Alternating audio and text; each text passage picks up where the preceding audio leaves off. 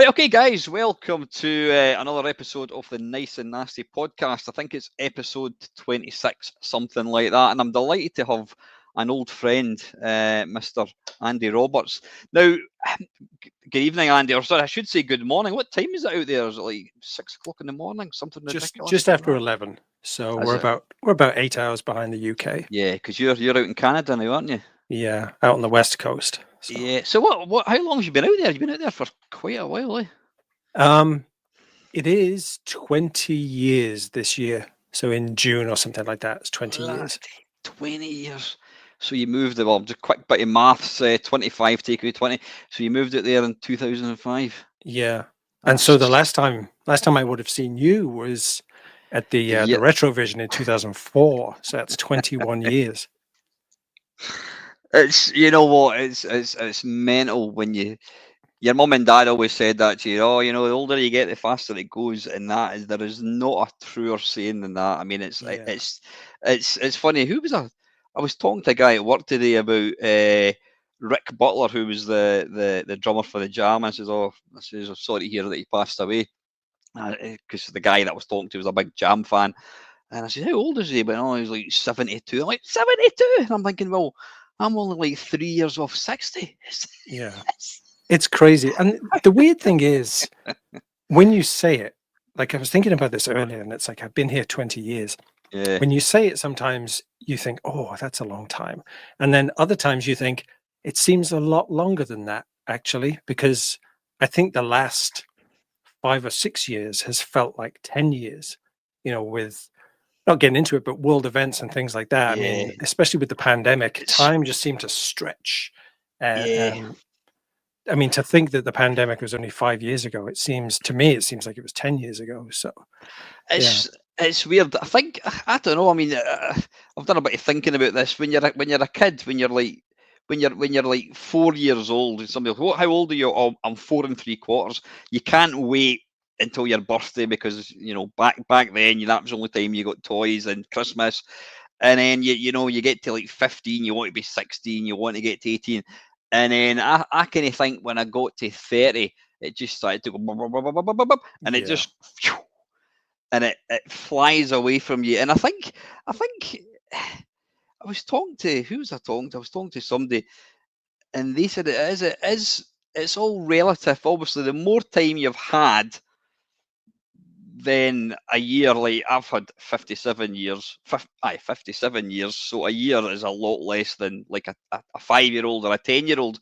And I think as well as when you get into like, you know, we all work to pay the mortgage. You go to work, you look forward to coming home. You have your weekend, and you don't. Every day kind of feels like it's the same, and then it's only when you get something, whether good or bad, happening, that's like a sort of a landmark. It's like a sort of a bookmark type thing, and it's like something that you can sort of gauge time again. So you're saying like pandemic. It's weird. I mean, it's now in like the Oxford Dictionary, pre-COVID, before COVID, and you see, what was I watching? I was watching a program.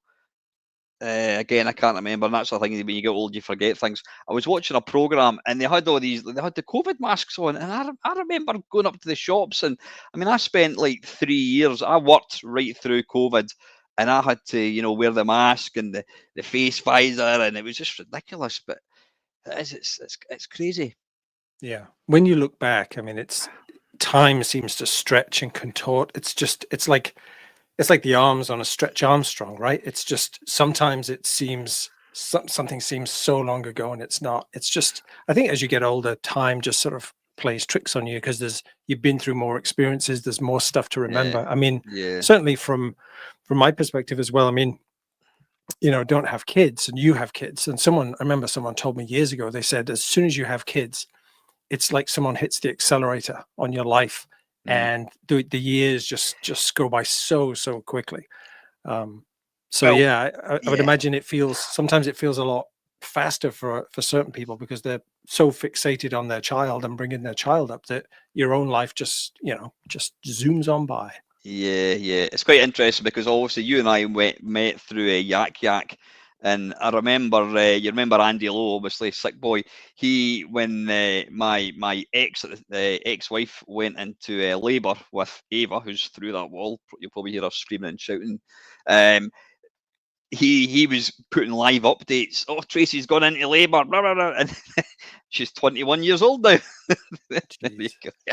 it's crazy. Yeah, when you look back, I mean, it's like I say, some days you think, oh, that's an awful long time, but other times it's just it feels a lot longer because I mean, especially with me, I've lived in Canada for 20 years, and so there's a Yeah. whole wealth of new experiences there. I've lived in so many different places too. I lived on the West Coast originally on Vancouver Island, and then I moved all the way over to the East Coast.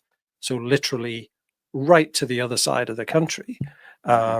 And then back again during the pandemic, which is the worst time in history to move house Yeah. or travel across the country, but moved all the way back.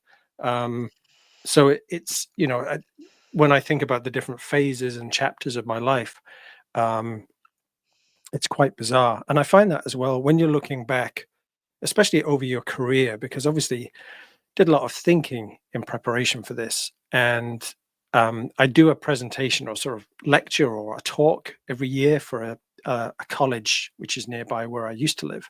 And I do a talk about my illustrious career. And every year, the PowerPoint presentation gets longer. There's more slides to add. There's more to talk about. It went from like a tight half hour to like way over an hour at this point.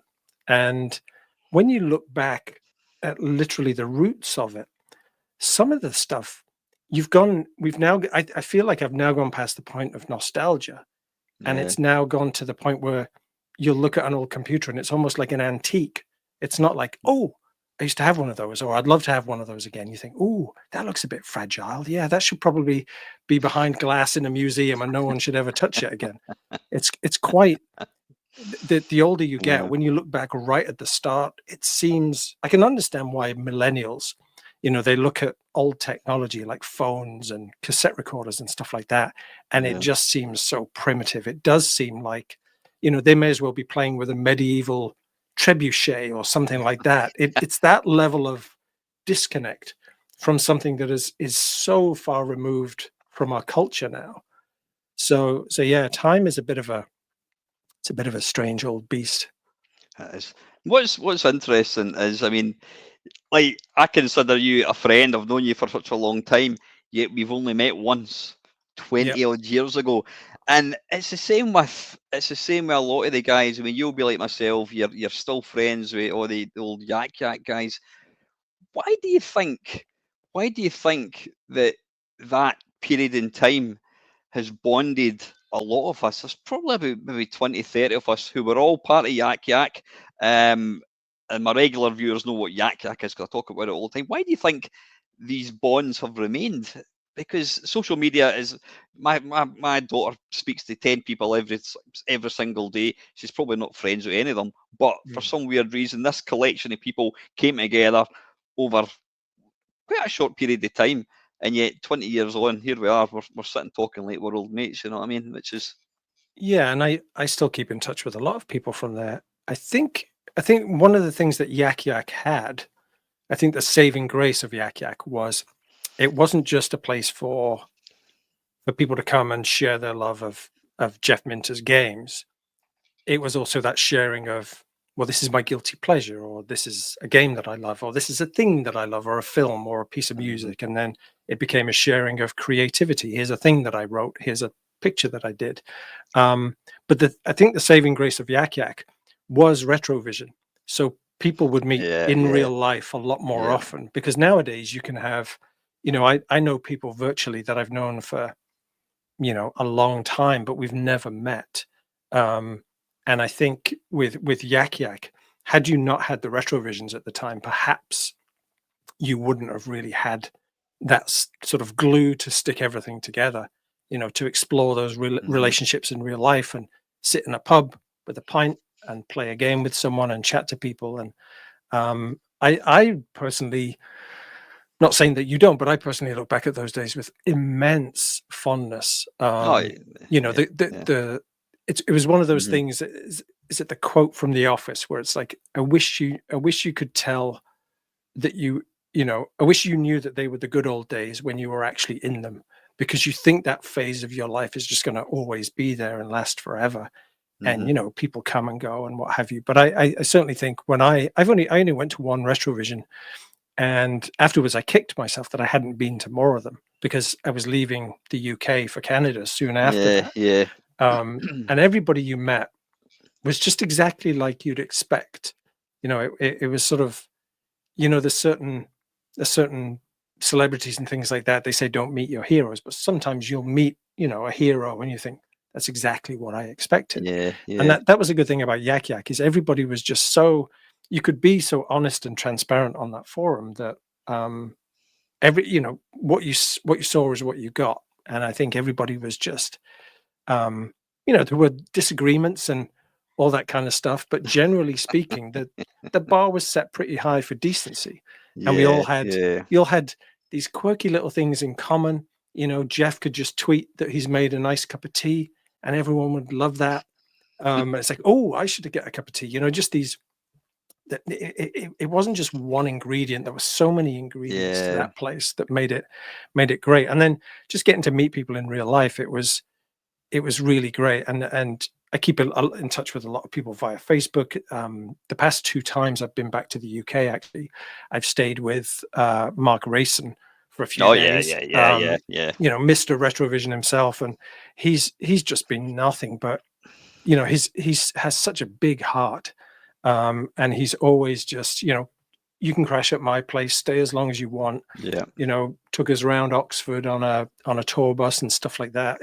Just a really, really great human being, and all the greater, I think, for bringing all those people together. Um, in the form of Retrovision. And I know that there are rumblings of another Retrovision at some point in the future. So Yeah.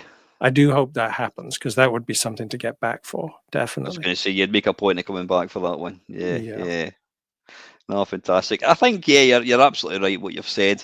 I mean, for me personally, yeah, Yak Yak. It was I just got the internet in 1997. I just bought my own house, had a wee flat, and you know dialed up. I can't remember who it was, the dial-up modem, whatever it was, and it's like Yahoo. Right now, what?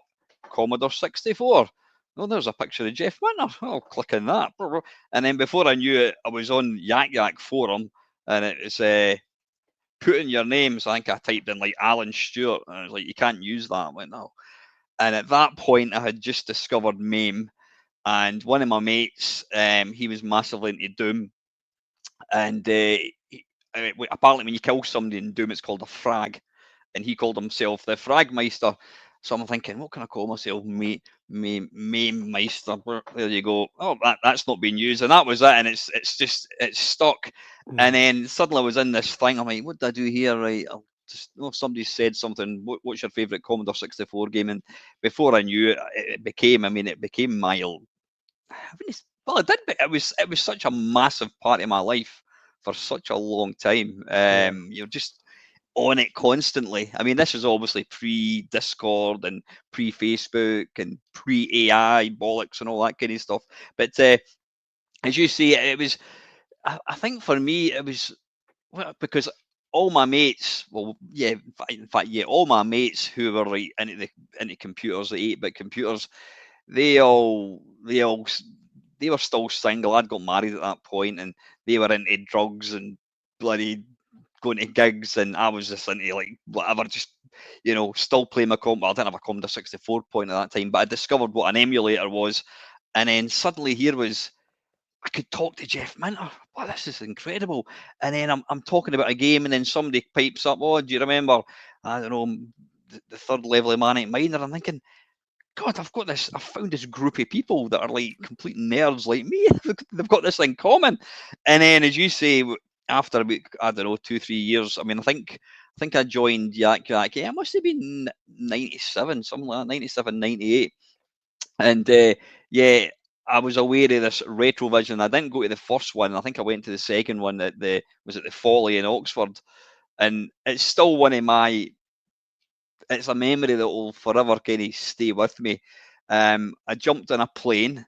I flew down to where did I fly down to Luton, and Ellie Mark picked me up. I knew Ellie from the forum, Right. and sure enough, this guy turned up. Oh, great! We went to Oxford, and yeah, I remember walking up the stairs. I think the stairs were at the side of the pub, walking up the stairs, and I could hear all this like cacophony of arcade machines and what have you. And I went in, and there was just all these people that I'd sort of spoke to, and it was incredible. It was Yeah. really incredible, and it was that kind of formed a lot of lasting relationships and friendships that are still kicking about today. Yeah. Um, It is bonkers. I remember I was going to London. I think it was one of the Back in Time concerts arranged by Chris Abbott, and I wanted to go down there, but I was on a really tight budget and London hotels and all that kind of stuff. And I mentioned it on the Yak Yak forum, and I don't know if you remember Russ. He basically said, "Oh, you can stay at mine." He said, "I'm not too far from the tube station, and it's just be 20 minutes, and you'll be right there." And so I remember, I think I drove down there, and he lived in a block of flats, and I parked there and went into his flat, and I'm sitting there on the couch, and he was making a cup of tea, and there was just this moment where I just thought, he's just let some random stranger come down, sit in his living room. But once I'd got that thought out, that was it. I never really considered it again. It didn't seem to bother him. It just seemed the most natural thing in the world to him. yeah. And I just thought, it's just someone doing a nice thing for you. And I did ask him, I said, why would you do that? And he said, well, it seemed to me that it meant a lot to you to go. So if I can help you out, then I would. And it was just, wow, just like the milk of human kindness right there. And I think, do you remember Swith? He, Oh Mike yeah, Daw, yeah. Is and he still? Yeah, is he still? Did he get involved with Microsoft? He was one of Gary Liddon was in it, or I can't remember.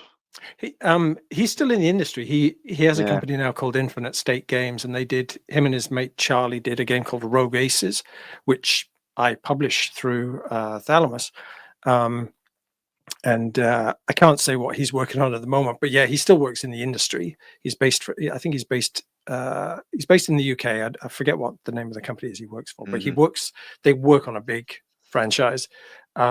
But yeah, when I was at Russ's place, Swith just lived around the corner, so he came round and said hello and stuff like that. So yeah, I think we landed at the right place at the right time, and it was easier to find our people. I think now with the popularity of the internet and social media it is sort of, I'm on everything, but not everybody is on everything. So the population is quite fragmented, the spread of people, and so I think it's a lot harder to find your people. I think places like Reddit are a good start because you can gravitate towards a community. And I think you see it a lot more with things like Twitch, where they have a Discord, and you find a streamer that you click with, and you join their community and things like that. Yeah. So I think we were just incredibly lucky, really, to find that. And like you say, the other thing too was it was this direct line to Jeff Minter, and video game and computer game celebrities, they weren't really accessible in that way, but he was. And he'd be in the IRC chat as well, just chatting away about biscuits and sheep and all kinds of stuff. And you'd get a little bit of insight into what he was working on. And he was, Jeff was certainly a hero of mine. Like one of the first sort of personalities that I became aware of in the industry was Jeff Minter. I think there was a magazine called Commodore Horizons that I used to buy, mainly because it was one of the only magazines that covered the Commodore 16, which is what I had. And Jeff used to feature quite heavily in that. And I remember, I think it was Commodore Horizons, where they had a picture of Jeff on his recumbent bike, the one where you sort of sit down and pedal. And there was a little caption that said, "On your bike, Jeff." And it was the first time you'd really seen the person behind the game. And the person was quite a character, quite a personality. He had a certain look, and his games were quirky. And yeah, there was just something very alluring about him. And I think I did I remember doing a project at school about him, just cutting bits out of magazines and talking about Jeff Minter. And then years later, like you say, you can just have a conversation with him Meeting about yeah. things. It's sort of, they say don't meet your heroes, but I mean, I think that's bollocks, really. I think you should meet your heroes because they might be like Jeff. They might be amazing people. And He's a complete anti-hero. I mean, I was talking to Jeff. When did I met him? Was it, again, here we go about time. Is it last year? It was the first Zap Live. I think it was last year. Yeah, it was last year. I was chatting away to him, and then I was very lucky. I did a 12-hour live stream. It was November the 5th, actually. It was not last year, the year before. And did it for charity. Managed to raise $3,000 for 3 really good charities. And I eventually managed to get through Giles. I managed to get a hold of Jeff. I says, "Listen, guys, I'm doing this live stream, 12 hours. Do you fancy taking part?" And Giles was like, "Oh, you need to give us more information." So we did. And then it was hilarious because it, we had a lot of fantastic people. We even had the late Martin Brown from Team nice. 17, who sadly passed. Martin was a lovely guy. I was genuinely gutted when I heard he'd passed away. Mhm. And we had John here was the last guy on. And then Jeff, I said, yeah, we'll come in. And I'm like, and I saw this bit of software I use. You get a wee kind of thumbnail of the person in like the waiting area. And I'm like, John, I'm going to have to let you go. I'm going to have to kind of get you going. Jeff Minter's waiting to get in. I have to kind of tell John here to bugger off. And Jeff and Giles came in, and honestly, he's just brilliant, absolutely brilliant. But so yeah, obviously, yeah. So what's your kind of, just very quickly, Andy, before we get into the kind of the meat and bones of the podcast? What's your kind of gaming history? You mentioned the C16. Yeah, I mean, just predating that, my experience with games was, I was never really massively into computers or games. It was appealing because I was a kid, but it was never really, anything more than just something that was frivolous. And I remember, like, my first experience with games was probably, like, my dad used to have an electronics shop, and he used to repair TVs and videos and stuff. So occasionally someone would bring in something like a toaster or a kettle or something for him to fix, and he'd have a go. And I remember a couple of times he brought home, do you remember those grandstand kind of TV games where it was like lots of different sports, but they were all variations of Pong. Yeah, But, yeah. it would have, Tennis. tennis or, squash or something like that. And I remember one day he brought home one of those and he fixed it. And then we spent the night sort of playing on that. And I was aware of that, that those sort of things existed. And when I was really little, it was a bizarre experience. And the older I get, the more I think, did you dream this? But my dad took me down to an exhibition in London. It was when the company Tatung, who made the Tatung Einstein computer, Yeah. they were launching in the UK.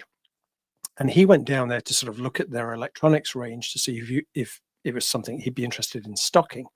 And he took me down. I remember going down to London on the train with him. I must have been incredibly young. I must have been like 10 or even slightly younger. I have no idea why he took me down there. And I just remember standing there looking up at all these people in suits having conversations. And I shouldn't really have been there.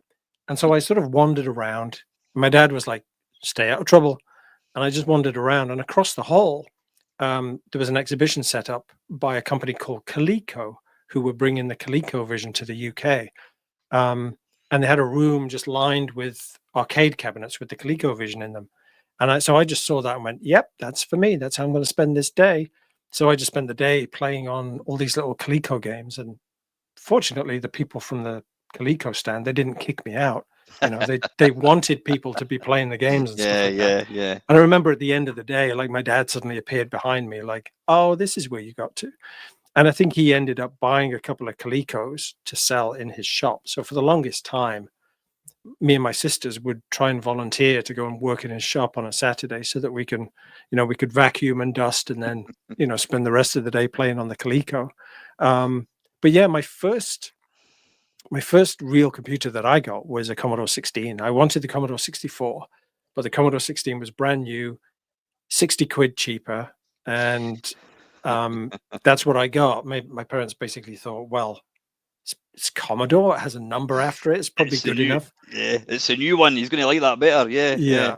Yeah, and it had, an enhanced basic language, and it had educational programs and spreadsheets and all that kind of stuff. So they probably thought it's, there's less chance of him playing games on it.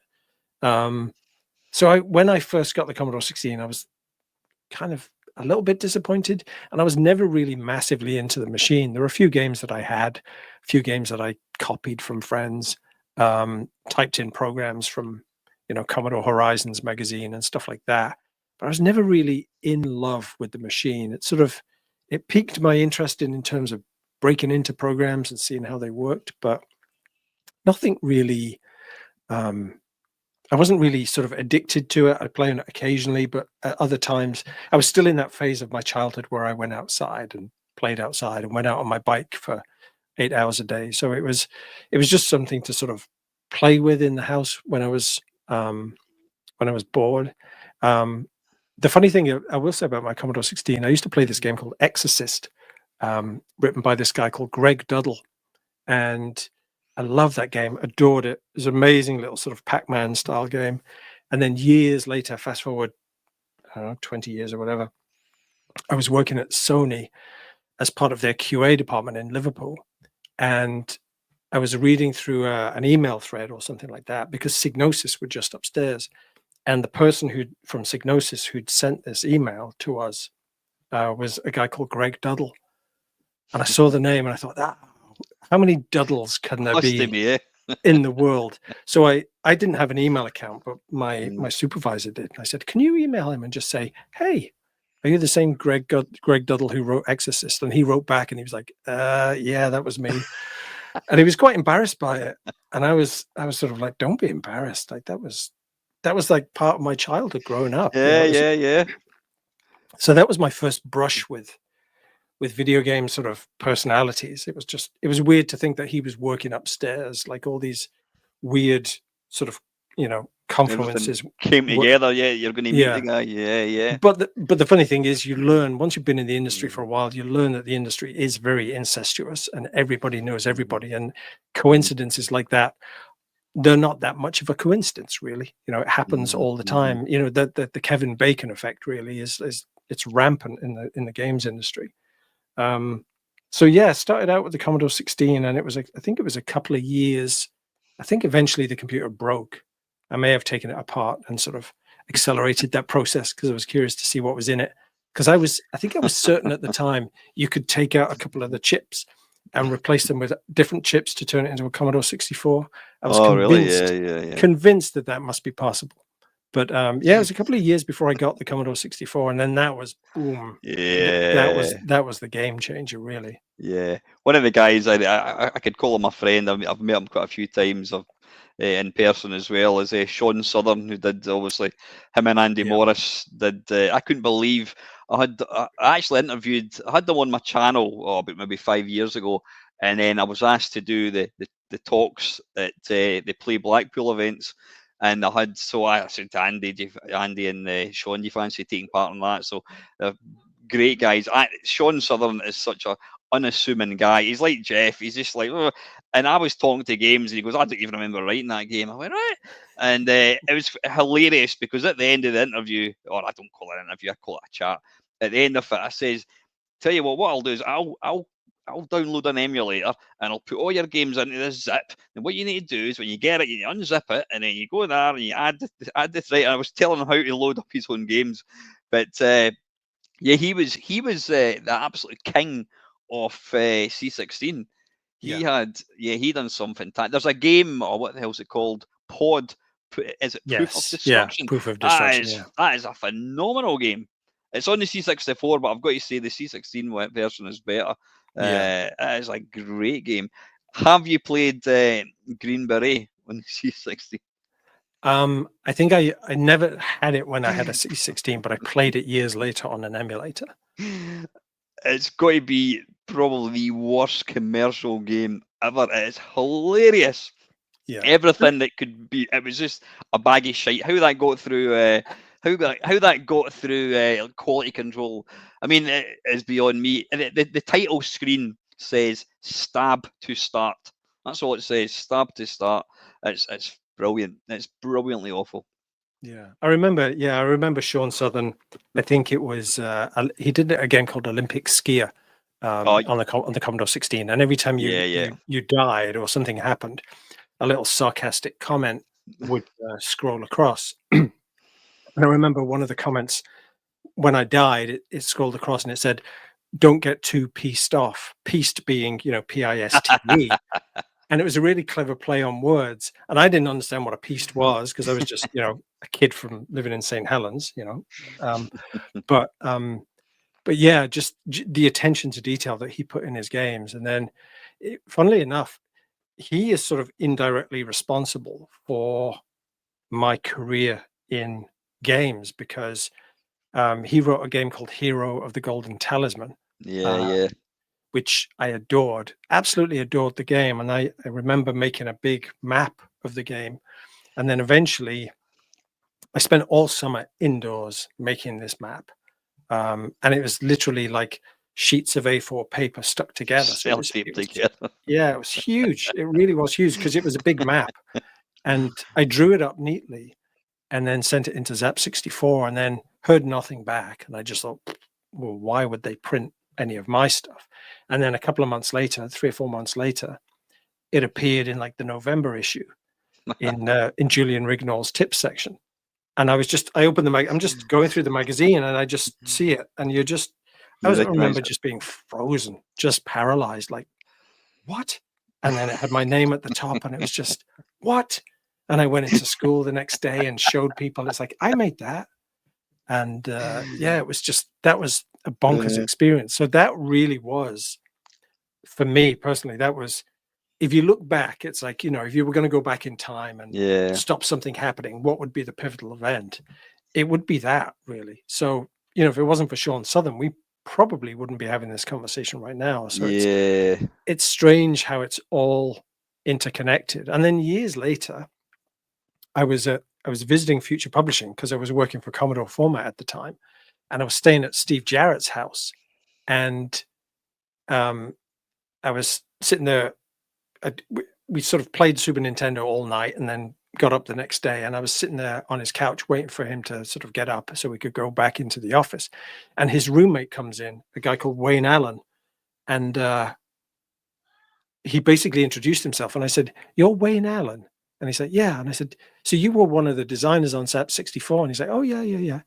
Wayne Allen was the person who took my Hero of the Golden Talisman map and totted it up and added the color and, laid out the pages in the magazine. Yeah. And I said to him, I said, "Do you remember that map?" And he said, because he must have laid out so many pages in his time. Mhm. I thought, there's no chance he's going to remember. But I said, "Oh, yeah, you did this map. I did this map and you laid it all out." And he said, "Oh, yeah, I remember it well."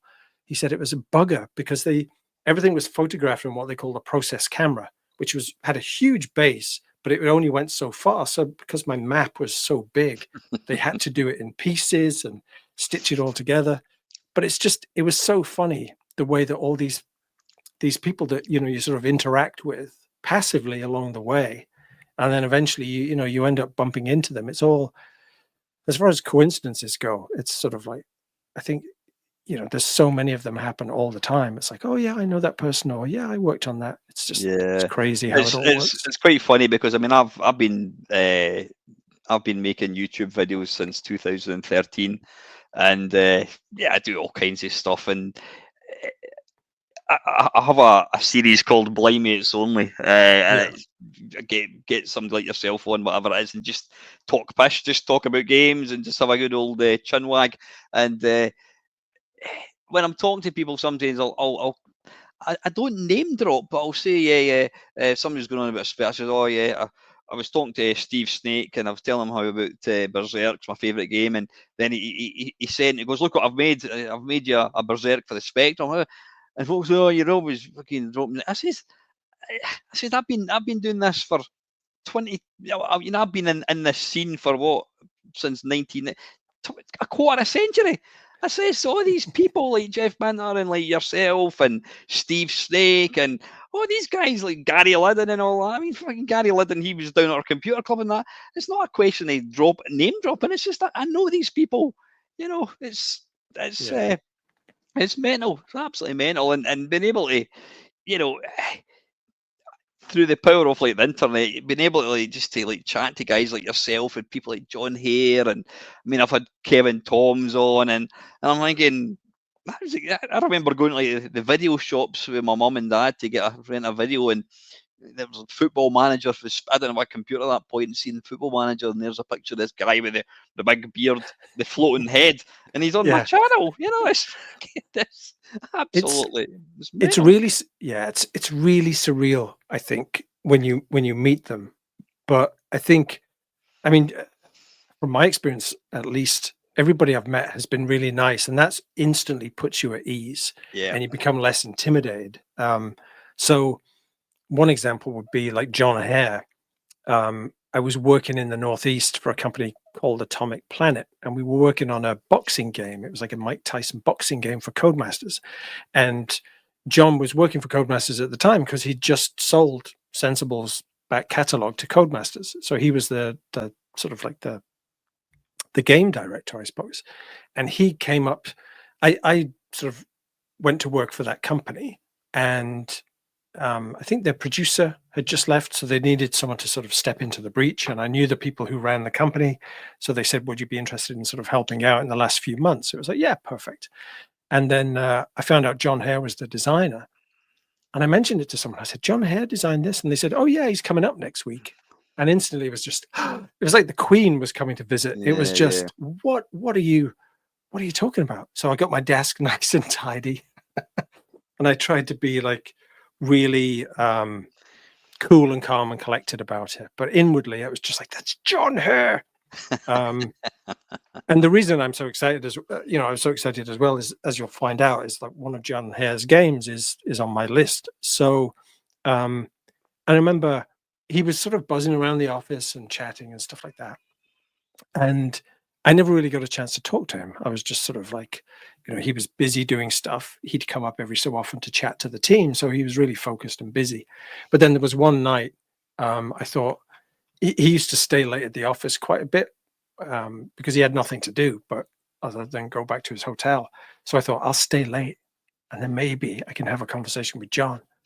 And we did. He came and sat on my desk. And he's like, "How's it going?" And I said, "You probably won't remember me." And I sort of talked about, my work with Newsfield and Commodore Format and stuff like that, to try and say to him, "I'm legit. I'm not just some rando, some fanboy or something." And we ended up having like almost like 2.5 hour conversation. I think it was like way after 10 before I went home, and we were talking about WizKid, in particular, the Amiga version of WizKid. And I said, "I have a copy of it. I've never played it, but I bought a copy of it when I found one mint." And he's like, "Oh, I'd be interested to get your views on that. Have a play and let me know what you think," because it was very different to Whizball and all that kind of stuff. Yeah. But yeah, it was a pleasure to chat with him. And the one thing about John Hare, and I was chatting with someone about this just the other day. Whenever he's on a podcast or a video, does an interview, I literally just stop and listen to that, because he has so Yeah. much wisdom. Like there isn't a conversation or an interview with him that I haven't listened to where he hasn't just gone bleh with some moment of Yeah, genius, yeah, yeah. or some profound sort of observation where you go, "Yeah, that makes sense," or "I understand how that works now." So he's just an incredibly smart guy, and I wish he was making games. I know he still has. Is his Social Tower? soccer. Yeah, yeah. Yeah, yeah. I wish he was making more games. I wish he was still as Mm. prolific as he was back in the day, because all of the Sensible games, you just see these slices of. Yeah. It was it was a slice of genius in between two slices of malarkey, and it was Yeah. always just so absurd and bizarre. But it But just worked. Yeah. yeah, once you got to the nuts and bolts of it, it was just like, this is It's, amazing. it's funny you're talking about John Hare talking forever. He was on my channel. In fact, was it last Euros? Was it 2 years ago? Now, normally when I do one of these things, I'm conscious of time. I always say to somebody, "Oh, an hour and a half." 5 hours later, Jeez. I'm like, John, it's getting late. I think we need to wrap this up. But I know what you know what it was. We started off, and he said, look, we can do it till 8 o'clock. England are playing whoever it was. I don't know who they were playing. I think they got beat anyway. But yeah, apart from that, and he said, look, what we'll do is if you want, we can catch up tomorrow night. I said that's fine. So we spoke for 2 hours, and then the following night we came back on, and it was about 3.5 hours later. And I went, right, John, I need to get to my bed. We need to go. So if you want if you want to listen to 5.5 hours of John and I talking, I'll send you the link where you can listen to that. But Yeah, and perfect. it's like the same as Jeff Minter. Jeff, I mean the fact that Atari have put out like a collection of Jeff's games, and they've got the Heart of Neon film coming out. I don't know when it's coming out. I mean, because it Zap Live last year, not last year, the year before, we got a preview of it. That was like a year and a half ago. But yeah, Jeff's just that he is like a legend in gaming circles. He's never. I mean, he's probably not rich. He lives the life that he wants to lead. He makes the games that he wants to play. Um, yeah, apparently he's working on iRobot. I've seen it. There's a Yeah. little trailer. It looks pretty nice. It's all very surreal. Like to think of what Jeff's been through in his career. If you'd said, you know, even just a few years ago, oh yeah, Jeff will be making games for Atari one day, you probably couldn't have seen that happening. Mm-hmm. But I think it's great the fact that it is happening, and he's getting this sort of like second wind, because that's all he wants. He just wants to make games, and he wants people to play his games and love the things about his games that he loves. You know, he just wants that connection.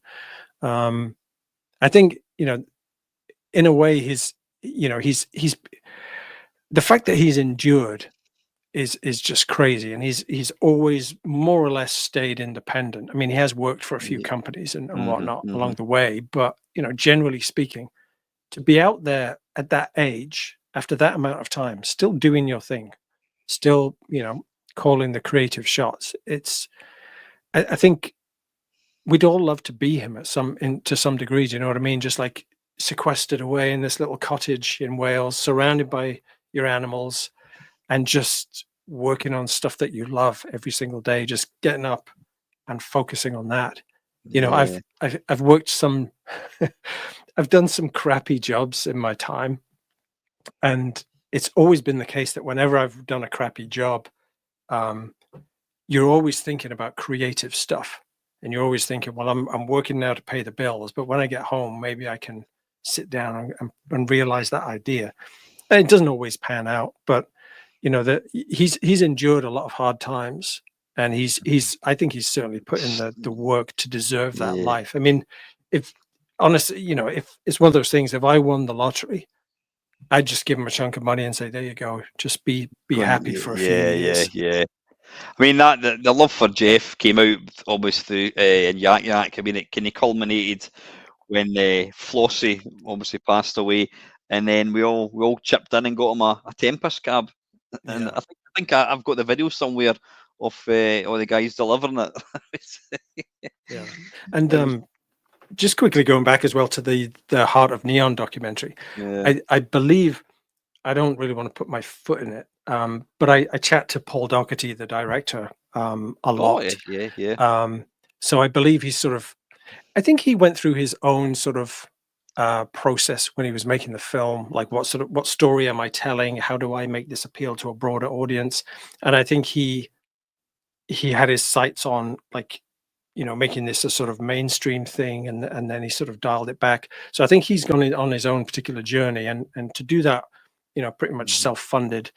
mhm. um you know, I think that's probably why it's taken a lot of time, but I think he's definitely turned a corner now, and he's at the point where um he wants to sort of like do that final push, and then, you know, put the story out there.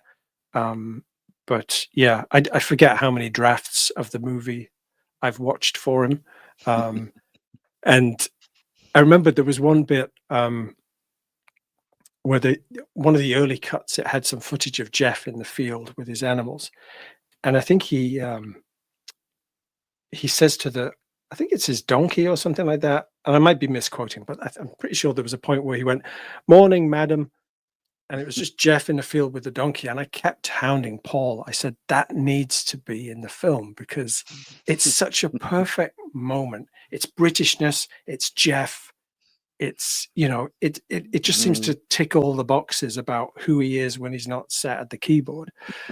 Just a lovely moment, and it was like, please keep that in. So Yeah, I do follow him on is it Twitter, whatever it is, or X as it's now called, and yeah, just seeing him wandering about the field, him and Giles with their boxy, their digestive biscuits, yeah. and the llama keeps coming up to him. There's just something utterly surreal because llamas and Jeff just go hand in hand. You know what I mean? Return of the Mutant Camels and all this kind of stuff. It's just phenomenal. Just I'm conscious, obviously, wait, time, Andy. Obviously, how did you then get into kind of writing games? And obviously you were part of Thalamus and still are. How did that kind of come about?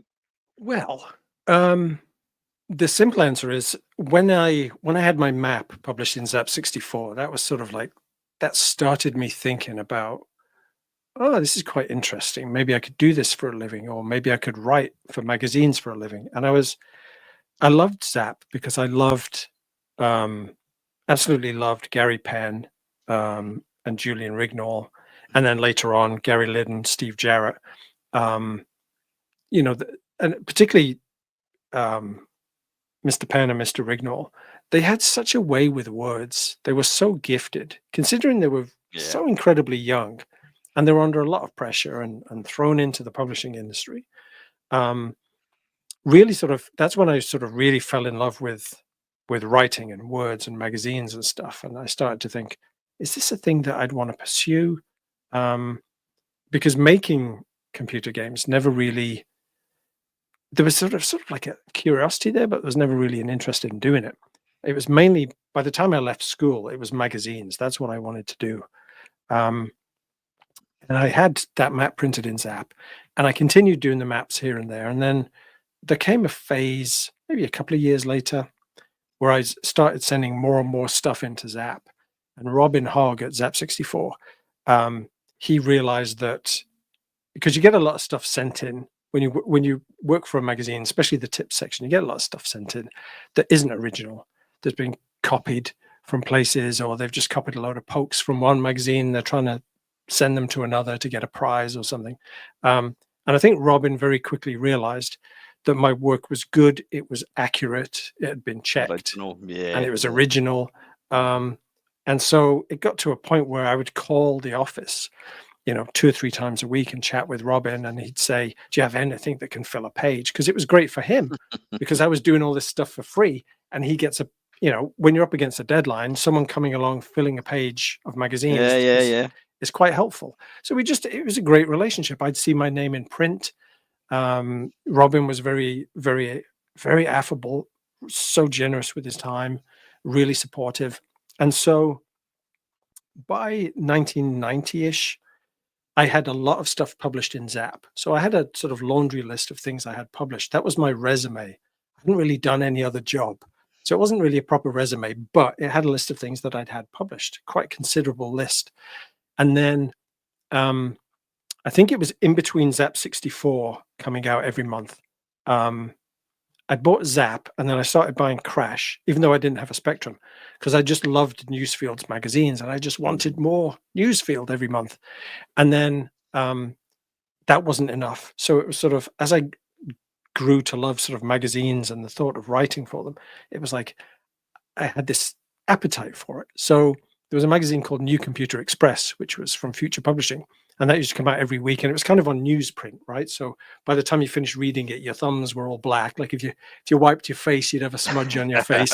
It Yeah. was a really cheap sort of like, I don't know, Was that 60p, 70, it was 70p week was that magazine. weekly? Was that a weekly one? Yeah, Yeah. yeah, Yeah, yeah, weekly yeah, one. yeah. So it would have all the boring computer news in there. They never really focused on news, but they did have a column. There was a column for each of the popular computers as well. So there was a Commodore 64 column, or there was an Amiga column and stuff like that. So it was kind of like a hybrid, but it sort of presented itself as like, we let's talk about printers and spreadsheets kind of thing. But it was a really fun magazine. And then I saw an ad that Future Publishing was looking for a staff writer for a brand new magazine, blah, blah, blah, blah, blah. Address your resume to Steve Jarrett. And it was like, hold on a second. So I scroll back, and at the start of the magazine, in the news pages, Future had announced that they're going to be launching a Commodore 64 magazine.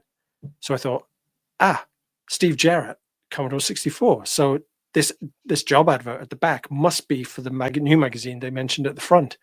So I literally ran upstairs, cobbled together my resume, sent it all off to Future Publishing.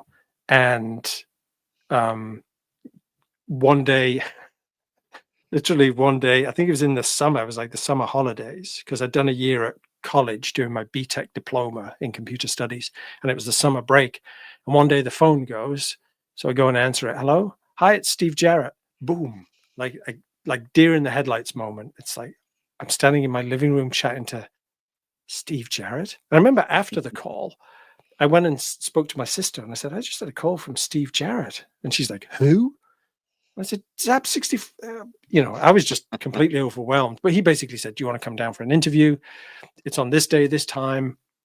Make sure you keep your receipt. We'll reimburse you for the train ticket, blah, blah, blah. And I go down to Bath. It's a sweltering hot day. It's a very difficult city to navigate if you don't know your way around. So I'm sort of like sweating and uncomfortable, and get to the Future offices in the nick of time. And then Steve pops his head around the corner. Hey, Andy, come upstairs. It's just so surreal. And had an interview. There was him, a guy called Steve Carey, who was I think he was an editor at the time, and eventually became one of the big wigs, and a guy called Greg Ingham, who was, I think, the MD of Future for quite a while. And I was just sitting there. We were all crammed into this tiny office, like even smaller than the room that I'm in now. And it was just so hot and intimidating. And I was just deer in the headlights. So I never got the job, but they offered the job to Andy Dyer, and rightly so, because he was amazing. He was brilliant at what he did. The late Andy Dyer, I must say. And so there was no animosity there. But Steve sort of called up the next week and he said, would you be interested in doing some work for the magazine on a regular basis? And it was like, yeah, I would. And I was, in those days, and this is one of the things when I say when I'm doing a talk to the local college, is there were so many opportunities that came my way that I had no idea how to tackle them. But you just say yes, and you'll figure it out later on, because you may never, it's the opportunity that is the valuable thing. Not the thing that you're actually doing, and how bad can it be, right? So I just said yeah. So he sent me a game through the post and said, we'd like a map of this for the first issue, blah blah blah. And that's how it started. So I was now doing the same thing I'd been doing for Zap 64, but I was now getting paid for it, and it was now for Future Publishing. And Future Publishing, they seemed a lot more serious than Newsfield, a lot more grown up, a lot bigger, a lot more potential. And that was really the start of like the magazine side of things. But where I got into game development was when I was still doing stuff for Zap 64. They would run like a diary of a game, right? For like Andrew Braybrook did them, Michael Walker did them, and they were running the diary for the game Creatures at the time. And because I knew Robin Hogg quite well, they started publishing this diary. And I said, so what are those guys like? They seem quite talented, et cetera, et cetera. And just over time, I said to Rob, I have quite a few ideas for their game. Do you mind giving me their number and I'll give them a call? And he's like, probably shouldn't, but you're trustworthy. So there you go. And he gave me the number. So John and Steve Rowlands, AKA Apex Computer Productions, I just cold called them one day and said, yeah, I'm Andy. I've done a lot of maps for Zap 64. I'd mapped one of their games, Retrograde, for Zap 64. So they were kind of familiar with my name. And even in the first phone call, John just said, send us some ideas. If you've done some graphics, we might want to see, send them down. And he said, you should come down sometime. It was like in the first conversation, I was just like some shy 17-year-old kid.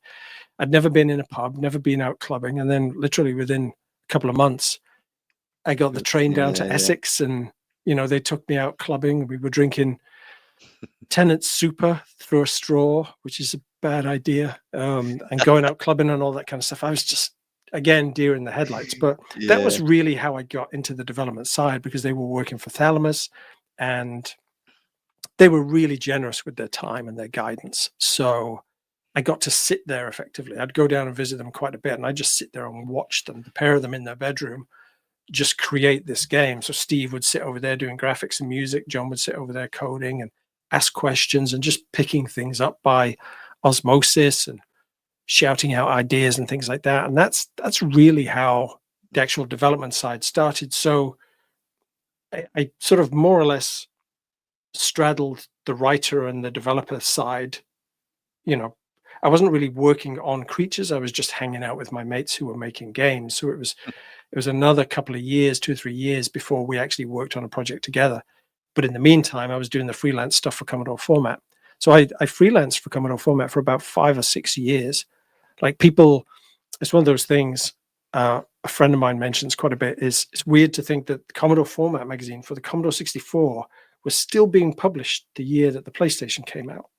There was really. Wow. that much of an overlap. Oh, And you yeah. think maybe PlayStation came after Mega Drive and SNES, which came after the Amiga, which came after the Commodore 64. But all these things sort of coexisted at the same time. So that was really how I entered the industry. It was really just, I was literally just riding their coattails, and, forever grateful that they said, yeah, you can hang out and learn how games are made. And yeah, like I say, we eventually ended up working on some projects together, including Mayhem in Monsterland, which was their big sort of Commodore 64 swan song. Yeah. Just amazing times. And, those things about, I was watching some of these videos, and I think it was Raf Checo who said you'd hit a problem and there was no shortcut. You couldn't ask anyone. You literally just had to have the determination to, like, I've got to crack this nut. I've got to find out how to do this, because it has to happen. I have to make this work. And there was, I think that's really prepared me well for a career in games, because nowadays, if you need help with something, you can message people, or you can post your Yeah. code online and someone will come along, or you can send it to, bloody AI and get AI to look at your bugs. But back then, if you wanted to learn, like when we started learning the PC, we had to buy a book. There was called, I think it's called PC Intern. It was that thick. Yeah. And you literally just had to sit and read it, even if you didn't understand it, just read it. And then at some point, maybe on your second read through, the light bulb moment would happen and you go, I understand now. I got this.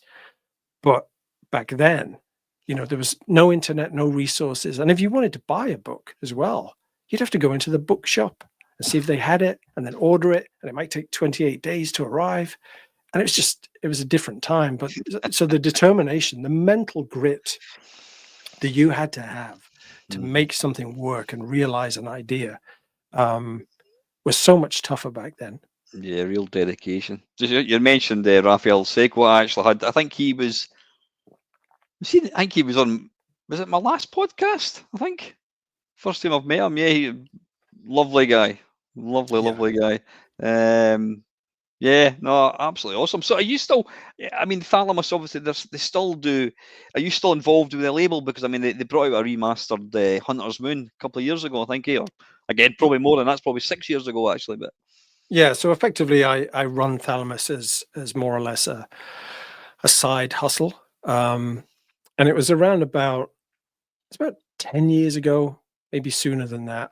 And the Commodore 64 was going through its sort of revival period, where people were rediscovering them. People like yourself, you get married, you have a kid, and then you drop all those childish things, and then a few years later you sort of come back to it. And so a lot more people were sort of like discovering the machine again. The C64 Mini, the little console thing that they brought out, that was sort of on the horizon, and there were a lot more people sort of scurrying back to the scene, old artists and programmers coming back and tinkering with stuff. So I thought, well, maybe there's an opportunity here, and I wanted to do something with the Thalamus games. So that's when I hatched the idea for the Kickstarter for Hunter's Moon. And that took a couple of years to sort of plan and put into action. It was like 2017 when that started. And I wasn't sure where things were going to go with that Kickstarter. The plan was to remaster a lot more of those games. And then it just sort of morphed into the Thalamus that exists today, which is, I think there's like, as well as the retro stuff, there's also, I think we publish, I say I publish about 31 different games or something like that across the different platforms.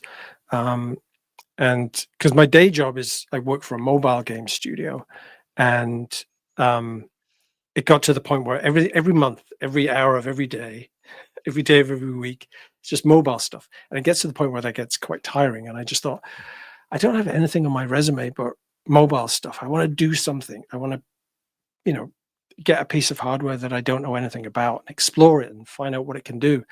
And so I asked a friend of mine. I said, if I get a Switch kit for me and a Switch kit for you, we could try porting a game, right? And he's quite a good programmer, and he said, yeah, how hard can it be, right? And so we started doing stuff for Switch. So Checonoid, or Seconoid, depending on how you pronounce it, written by our friend Mr. Gareth Noyce, Corruptor.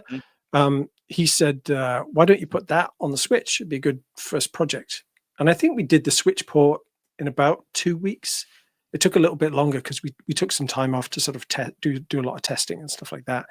And we obsessed over some of the details quite a bit. But that was really interesting because your kit arrives and you've got to sort of set up your Nintendo account and download all the stuff and find out how it works, and the console game submission process, and find out how all that stuff works. But it was great because it was sort of like, how hard can it be? Let's just dive in and figure it out. We did. Game came out, and then it was sort of like, well, let's do this again. Let's find something else. And that's what we spent a few years doing, was literally just finding a game that had already come out on PC maybe, or another console, and basically going to the developer and saying, would you let us put it on the Switch? We'll do the work and put it on the Switch. It won't cost you a thing. And then we'll split the revenue a certain way, and let's just do that. So yeah, that 30 something games later, that's what we've been doing. And then we started doing stuff for PC and a bit more mobile stuff and things like that. And then you would get friends who would say, I've got this game, I published it years ago, it's on my itch page or my Steam page, and it's kind of forgotten about. Do you want it? So we'd bring in a lot of games that had been published before and just pulled them into the Thalamus accounts. So yeah, it's all sort of really happened by accident. It's still, I mean, it still doesn't pay the bills. Like the lion's share of what the games make goes back to the developers, because I'm very big on that. But it's really just, the main thing with Thalamus is really, for me, just to scratch the itch of just being able to do something. It's a bit like me doing my YouTube channel. I mean, I've done something like 2,500 videos over the years. I put a lot of effort into it. It's one of these things where, if life kicks your arse from time to time, things just you can't do it. But I enjoy it. It's quite funny because I do monetize my channel. I mean, I get something like £8 a month from Google. There was a lot of people like, oh, you're monetizing, you're selling yourself, blah blah blah, blah. And every now and again, I mean, it very, very, very, very, very rarely happens, but somebody actually gave me £100 on like a super chat, and I was like lost for words, and I was like, you need to contact me on email, whatever. I can't take this. I can't take this. I'm just so uncomfortable. I'm not happy taking that. And then I kind of stopped to myself and think, well, wait a minute. I mean, I don't really watch live TV. I watch like mainly YouTube. It's just whatever it is. And people have said to me, he says, you've been like, you're like a sort of like, you're a fixture in my routine. Every Friday you do a Friday waffle. It's usually me moaning about something, or it's half the time it's not even anything to do with games. He says, but you're providing entertainment completely for free. So if I want to give you something as a thank you, then take it. And I do, but you don't do it for money, absolutely not. But it's nice to, yeah, it's tricky because I know that sometimes when I put games on sale on Itch, there's a thing with Itch where you can buy a game, but you can also add on a tip. Yeah. And you'll see people who, you'll reduce the game down because it's in a sale, and then you'll see people who they'll buy it for like £2, and then they'll stick on a £10 tip. And I look at it and I think, what did you do that for? It's on sale. Why did you? It's that I suppose that I've never tried to be money orientated when it comes to Thalamus. I've always tried to be fair and transparent, and it's still the concept. It's exactly like you explain. You just think, but I don't deserve this in some way, and I suppose it's a difficult thing to sort of to let people show their appreciation, because when you're in the moment and you're doing it, you sort of, I would imagine with your videos, you sort of do them and you put them up there, and there's no expectation from you. You've scratched the itch, you've done it, and it's really difficult sometimes because you don't always see what's happening on the other side. It's very difficult to get feedback on your games the way that when you do things digitally, and certainly it's one of the hardest things to sort of to get around. Is you'll put a game out there, you'll live so intensely with this creative experience for so long, then you'll put it out there and breathe a sigh of relief, and then a couple of weeks later you think, well, how's it doing? Do people enjoy it? How much are they enjoying it? Because not everybody leaves reviews unless it's incredibly popular. It's not going to happen. And when we release physical games, you just want somebody to just post it, just like do an unboxing video or post a picture online of their swag, and they do, but it's so few and far between. But thankfully a lot of the feedback is good. But yeah, it's incredibly humbling sometimes when someone gives you over and above. They give you a tip or they give you extra money, because it's like, well, I never asked for that. I didn't deserve it. But I think it probably shows that you're on the right track, because doing things out of love, I think it's less of a chore, and what you're doing is a lot more. It's always sincere. Do you know what I mean? I think. Yeah. As Ray Winston says, when it stops being fun, then stop it, or whatever it is. You know what I mean? Exactly. And that's exactly how it is. I said, Andy, I'm conscious of time. This bit of software that I use for this, I think it gives me 2 hours, and then it stops recording. So we've got 50 minutes. So I suppose we better crack on with the podcast. Yeah, no worries. Right. I mean, I'm not pushed for time, but if we need to, it won't be a John Hare sort of Ben-Hur style. I think we've got 50 minutes. Yes, we've literally got to 9 o'clock to kind of wrap it up, and it'll stop recording, which I don't want. So yeah, the idea, folks. I've asked Andy to go away. Think of 3 games. We'll say take to the desert island. You go to a desert island, you've got 3 games. These are the only games you will ever get to play ever again. It can be anything. Arcade, you've got Wi-Fi. If it is Call of Duty, you've got other people that you can play against. But then on the downside, I want you to pick 3 games that are so bloody awful. You just hate, they're shite, they're really rip-off, crap graphics. It was a bad time in your life, whatever. Now, Andy did tell me what the games were, but I've got a terrible memory, so I can't remember. So I'm going to let you, we'll start off with the good ones, Andy. What would be the first game that you would take to said desert island, and why? Well, I will say just quickly, I have changed my mind since I sent that list through, because it was one of those things. It was sort of like, how can I pick 3? It's really difficult to get it down to 3 good ones. It's really difficult to get it down to 3 bad ones, because there's a lot of stuff you could go on about. Yeah. But as I've been doing the dishes, I was in the shower this morning, or just walking the dog, it was like, what about that game? That would be so. I have changed my mind quite a bit. But certainly for the 3 that I would keep, I've done the desert island thing before. Getting it down to 10 is difficult. Getting it down to 3 is just impossible. But I'm going to stick my neck out and I'm going to throw these down. Just one at a time, if that's all right. Yeah, absolutely. So the first one is going to be Whizball. We mentioned John Hare earlier on. Whizball for the Commodore 64, and I feel the need to be clear about the format, because the other versions of Whizball are not the same and not as good. They cannot hold a candle to the Commodore 64 original. And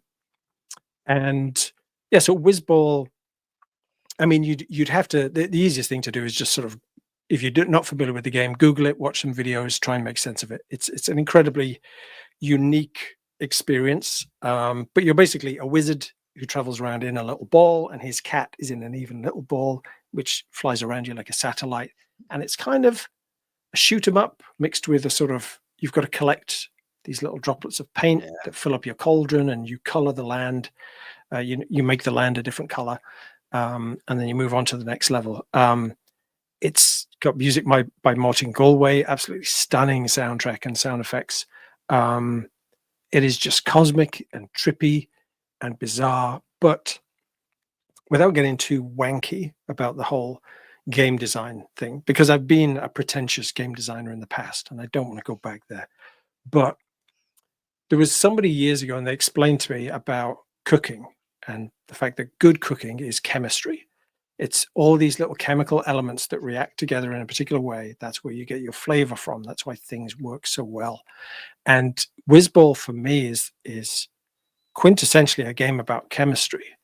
Everything in that game works so perfectly. Even if you just push the fact that these are quite batshit ideas, just push that away. And how would you even think? It doesn't matter.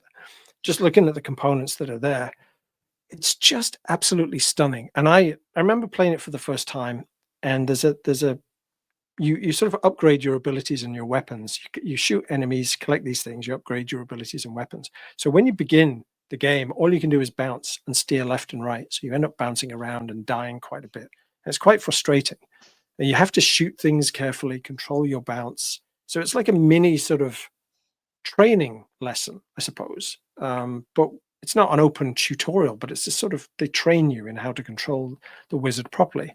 And once you get past that barrier, the whole game opens up, and you collect all the droplets and you get used to controlling your little cat. Or if you're playing two players, one player controls the cat, one player controls the wizard, which for the time was just, it was just a stunning innovation. Like there aren't that many simultaneous two-player experiences on the Commodore 64 that you can really get into like that. Which is odd considering it had two joystick ports. There could have been more of those, but Whizball does everything so well. And just once it opens up, you know, you collect all the red needed for level 1. It takes you to a bonus game, and then you fly down to your little cauldron, and you can pick a permanent weapon. And it's just, there are so many things at play. There's the shoot 'em up aspect, there's the exploration aspect, there's the teamwork aspect, and yeah, it's just in terms of chemistry. If you took all these ideas and laid them out side to side, none of them would be particularly special, but together they just work so incredibly well. And I must have spent, I shudder to think how much of my youth I spent playing that game. It'd be sunny day outside, curtains drawn. There's me laughing at the kids outside playing football. Screw you, I'm playing Whizball. You don't know what you're missing. And my friend Neil from school, Neil Kay, he used to come around and he would play he was very good at playing the cat. He hated playing the wizard. And I love playing the wizard. That's So we would just sit there and clock the game. Like it just, I think your score doesn't hit 1,000,000. It goes up to 99999. And yeah, we would just clock it and then play it again. It was definitely, there was the year it came out was just, that was all I played for that year. Yeah. Just incredible experience. Well, I'm sitting nodding and saying nothing because a few months ago I got one of my friends to interview me for the Nice and Nasty, and that was on my list as well. And Perfect. I did say to John here, and I said I'm not blowing smoke up your arse, mate. I says, but I think that is possibly the best Commodore 64 game out there, and it's certainly in my, if I was to pull together 10 games, video games, whether it's arcade, anything, that would be up there. It's one of the few. I was actually playing it on Sunday, funnily enough. It's one of the few games, like 8-bit games, that I still go back to, and it's just everything you've said. It's if you laid it out, and if you actually said to somebody, "I've got this great idea for a game," they'll be, if you've been smoking something, don't be so bloody ridiculous. That's just nonsense. It's perfect. The Martin Galway track, even you've got the blinking star field.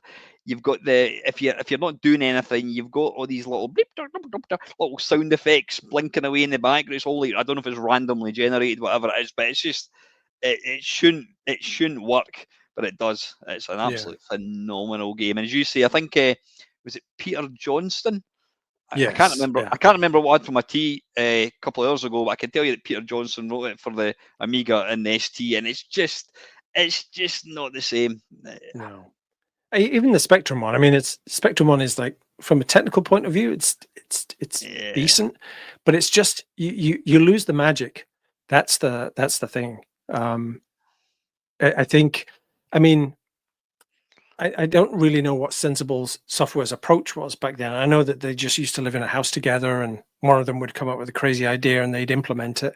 And I yeah, think Whizball more or less arrived in much the same way. But it was just, yeah, I can't think of a, other than like the initial hurdle that it forces you to climb over to get into the game. yeah.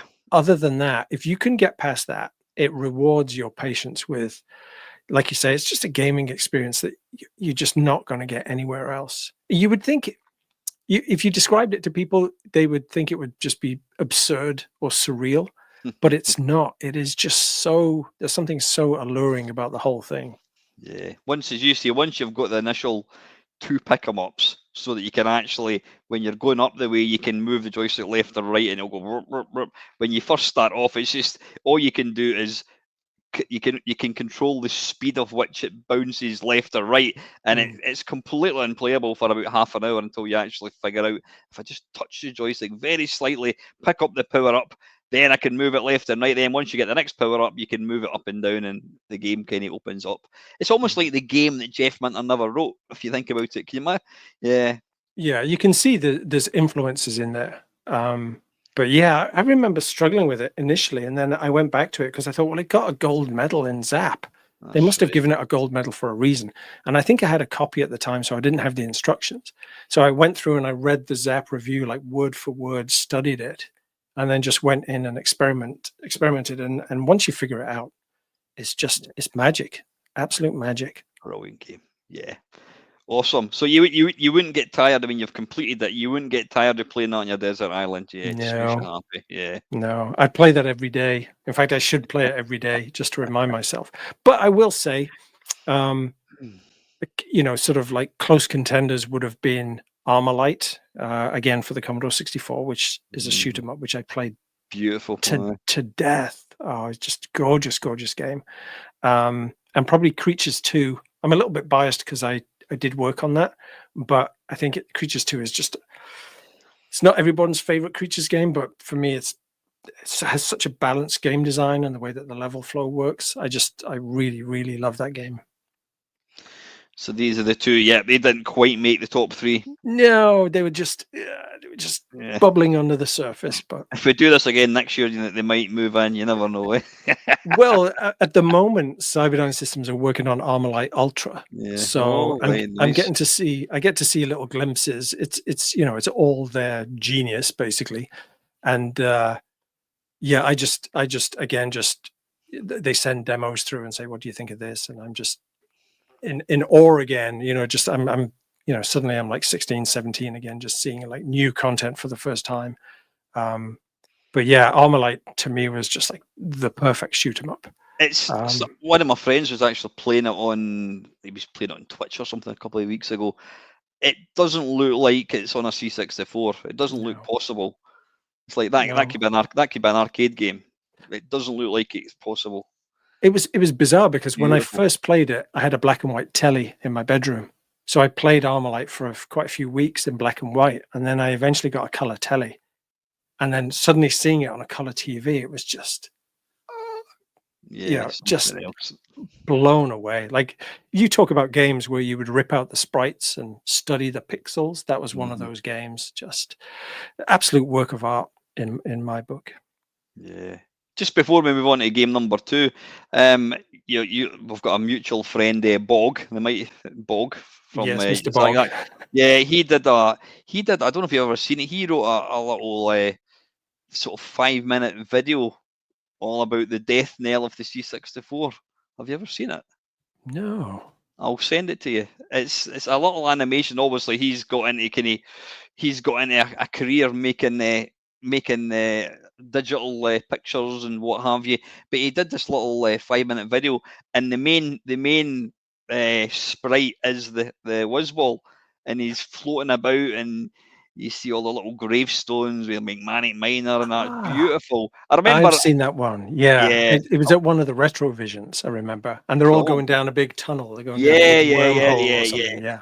It's yeah. I'll send it to you anyway. Just it's definitely worth watching. So anyway, yeah, game number one, a fantastic choice. Game number two. Game number two, it's so difficult, but I'm going to bring it bang up to date with a game pretty much bought this time last year, which is Helldivers 2. And it was an important game. Certainly for me, it was an important game because I never used to play games online with other people. I'd dipped my toe into those waters a couple of times, had generally bad experiences, as you would expect. I remember, I forget what it was, some kind of Counter-Strike game or something like that a while back. And I remember I threw a grenade at someone and thought I was being really clever, and they picked it up and threw it back. And I just thought, I don't have the skills to compete with this. 14-year-olds. Yeah, I mean, I played a lot of the original Battlefield, like maybe 25 years ago. When I worked at Acclaim, we went through a Battlefield phase where everyone had a copy of the game and we'd, join up in teams and stuff. But that was a little bit different playing with people in the office around you. But in terms of actually playing with strangers on the internet, I'd really sort of shied away from it. And with Helldivers, I was watching some videos and a couple of streamers, and everyone seemed to be having so much fun. And I thought, just give it a try. It seems like a really nice idea. Um, so just give it a try, see what you think. And one of the things that Helldivers 2 does really, really well, obviously you've got voice chat, but generally speaking, most games as they play out, most games people don't use voice chat unless they really have to. Um, Everybody just plays in silence, because you have all sorts of commands that you can sort of issue to the team or let people know what your status is that you can sort of activate from the game. But it is really, from a design point of view, it's really a masterclass in non-verbal communication and teamwork. So if you run off, if people are doing something here and you run off over there and you collect some credits, everybody gets those credits. If you there's certain puzzles in the game or mechanisms, I shall say, where it requires two people. One person does this, well, one person does that. One person adjusts the satellite dish, and the other person monitors it. As soon as it's ready, they hit a button.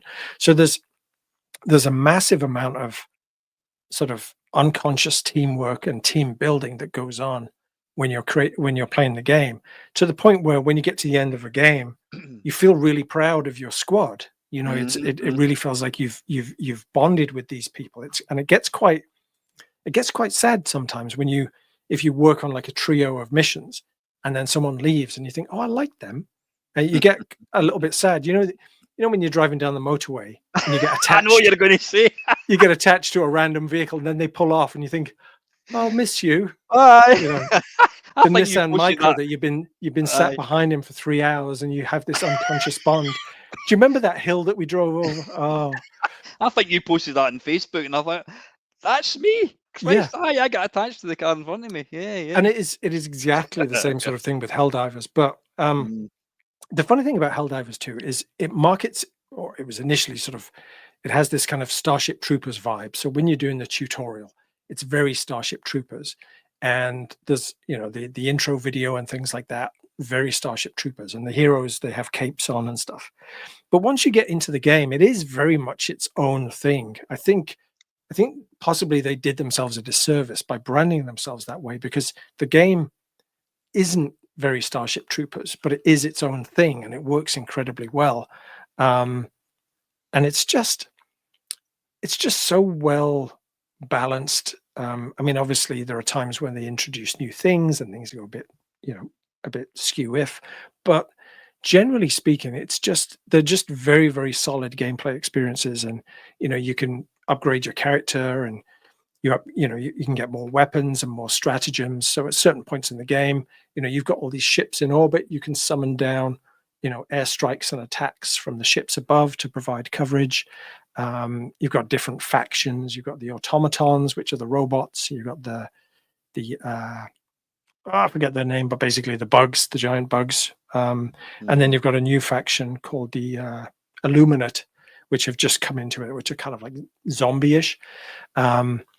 But just such an incredible achievement. And considering they made it in what was a deprecated engine. So it's a discontinued game engine, which I think was made by Autodesk a few years ago.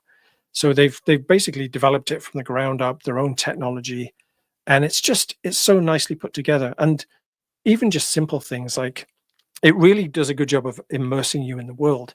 So when you start the game up, you basically see your Helldiver arrive on the bridge of the ship. There's no title screen, none of that. Literally from the get-go, you're a Helldiver. You're on board the ship. There's no kind of press this button to start or whatever. And it's really interesting the way that they do certain things in the game require like combos. So you've got to push a certain combination of arrow buttons to get things to happen, which is just a step more complicated than just pushing a button for something to happen. It requires requires you to stop and think, make sure you're safe, and work under pressure. But yeah, I've had some amazing experiences. I think I've clocked up at maybe about 150 hours on it. I probably spend during the week, at the end of my working day, I must stress, I spend about maybe an hour just doing a couple of missions. The biggest issue with it is the updates don't come fast enough. So you want there to be more content. And the developers do a very good job of this planet is now under attack. This thing has now happened. They're telling a story through the missions that they give you. And there's an interesting mission this week that has just dropped whereby there's 2 planets under attack and you can't save them both. And I think there was one where they said there's an orphanage on this planet. There's a weapons factory on this planet. Do you want the brand new weapon or do you want to save the orphans? And when you've got 100,000 people playing, how would you say to 100,000 people, let's do this one, or this is the right mission to do. So it's quite interesting the way that stuff plays out. So if anyone's interested in, I think, playing a game online with strangers and has had bad experience, I think it's a really, really good game. I've enjoyed it more than any other multiplayer game I've ever played. Is it available? Yeah, is it available on Steam or the Xbox Series X? That's what I've got. I've not got a PlayStation 5. I'm not sure. I play it on PS5. I know you can get it for PC. It might be available on Xbox. I'm not entirely sure. But yeah, I just love it. It's easy to dip into. They keep you coming back for more regular upgrades, all that kind of stuff. It'd be interesting to see where the story goes. But yeah, when there's a new sort of drop, when they drop new content on you, that's usually quite an exciting day. And I remember when they introduced the Illuminate, effectively I didn't know what was coming. It was like, what are the Illuminate going to be? And I dropped onto this planet, and there was me and one other person, and they were way over the other side of the map. So I'm running along the sand dunes, and all of a sudden these zombies come over the hill. And I just chills, panic. What the F? Do I even have the right weapon for these zombies for this mission? It's definitely my game of the year for last year, and it was playing it. Yeah. It's one of those games where it's quite cheap to buy, but every so often they release a war bond which has more weapons and stuff. And it's one of those games where you don't begrudge giving them an extra bit of your money because you think, well, I've got so much entertainment out of this for 20, 30 quid. It seems if I want to keep this experience going, I don't mind throwing them a few extra dollars. Yeah. So yeah, just was blown away by it, certainly. Fantastic. Helldiver, excellent. So you've got your kind of nostalgic arcadey experience with us. Well, you've got your mission based co-op type thing with Helldiver. So game number 3. This is where I'm torn. And I was watching Gary Penn's Nice and Nasty, and he mentioned Minecraft. So I'm going to change my third one because I was going to mention Minecraft, but he already mentioned it and he explained why he loved it so eloquently. I think it's an amazing game. I think, especially when it first came out, and I think I bought the beta version when it first came out, when Notch had his own website and there was a little counter in the corner every time someone bought a copy, and it was like, ooh, this is quite an interesting indie success story. And I bought an early copy and really fell in love with it. I'd just go off on my own at lunchtime and just go digging down for gold and silver and stuff. But I'm going to go with a game called Damocles for the Amiga, which came out in 1990, I think. So Paul Wokes, who wrote Mercenary and Backlash and Encounter and stuff. So his magnum opus was really, for me, it was Damocles on the Amiga, which was one of the first, like Mercenary, it was one of the first sort of open world kind of sandbox games. Very similar to Mercenary in the way that you played the game. You could wander around, speak to people. I say people, they were sort of like vector versions. You could collect vehicles, steal stuff, take objects to different places, go on missions and stuff to retrieve certain things and accrue a certain amount of wealth. And it was really interesting because unlike Mercenary, you could leave the planet and you could fly around an entire solar system. And the plot of the game was the comet Damocles was on a collision course with one of the planets, and you had to somehow stop it. And the cool thing about Damocles is there's, I think, 10 different ways to finish the game. I think one of them is you blow up a planet and it diverts the comet away from the other planet that you don't want it to hit. And yeah, it forces you to you get instructions, but there's no real roadmap for what you're doing. So it's like, so you start here, here's a hint, go down the street and get a car. So you do, and then boom, you're in this world, this universe, all by yourself, and you have to figure it out. And you'll visit pyramids and it will have objects here, and the pyramids at a certain location. What does that mean? I don't know. And you're just collecting all these seemingly random objects and just figuring things out.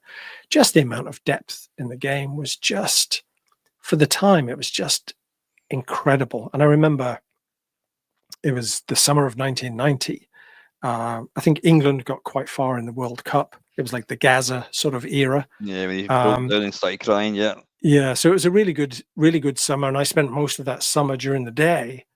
At night, I'd watch the World Cup, and then during the day, I'd play Damocles, and I'd have Jean-Michel Jarre's "Waiting for Cousteau" on in the headphones because it had like a 46-minute ambient track, which was perfect for the game. So yeah, my overriding memory of that summer was just literally playing that game to absolute death. Again, mapping it out because I can't play a game without mapping it, apparently. But yeah, just the amount of depth was incredible. And there was one bit in the game where you could break into the author's house and steal the author's computer, and then you could change parameters, and it would change like the perspective of the graphics and the color schemes and stuff. Just one of those games like Mercenary, one of those games where you think, how on earth did you make this work for a start, and how did you fit it all in to like 64K? Even with the Amiga, it worked on the unexpanded Amiga. So you're talking about 400-ish K, probably free. How did you? No idea. And when you talk about a work of genius, it was just so unlike anything else, so captivating. No music, just the odd sound effect, and then of course your computer would spew out like the odd sarcastic remark. Just a phenomenal game, and there's a really great website dedicated to Mercenary, and it has all the games on there and like a version that you can play on the PC.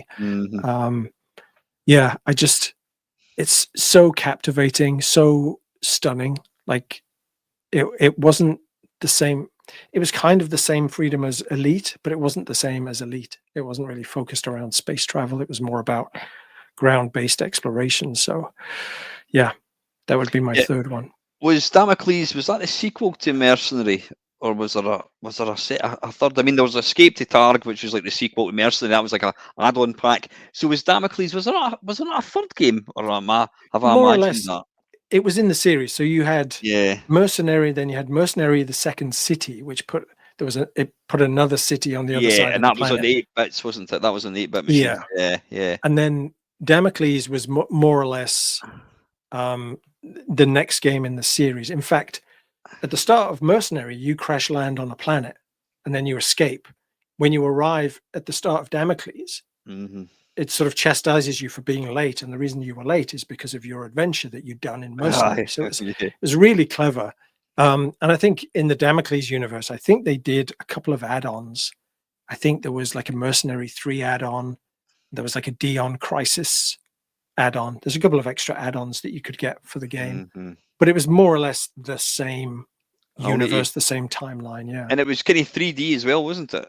yeah. So the Yeah, Mercenary was vector, and then Damocles was yeah. sort of like filled polygons, which I guess Well, was the next big I step. bought myself a Pi 500, which is like an all-in-one Raspberry Pi 500, and there's this clever guy brings out this thing called Pi Mega, and it effectively turns this thing into the the best Amiga. There's a little what do you call it, benchmark app on it, and the 600 will be, or in fact the 600 will be like that. The A4000 will be like that. This thing goes woof. It's something like 10,000 times the speed of like a 600. It's like the best thing ever. So I'll need to, after I do one of these videos, I always want to go and I always take a note of the games, and I want to go and play them just to see what they're like. So I'll need to try Damocles on that thing because it'll run really sweet.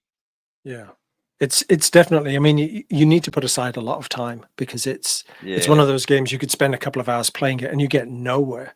You yeah, know where there's a couple of things, but what do I do with those things? It's one of those yeah, one of those things that you'll come back to as like a project almost. It's like, okay, yeah. this week I'm going to try and aim for this or aim for that. And there is a game, it's a relatively modern game called The Outer Wilds, which is I I've given it up on it twice, and I need to go back to it because it is a phenomenal game.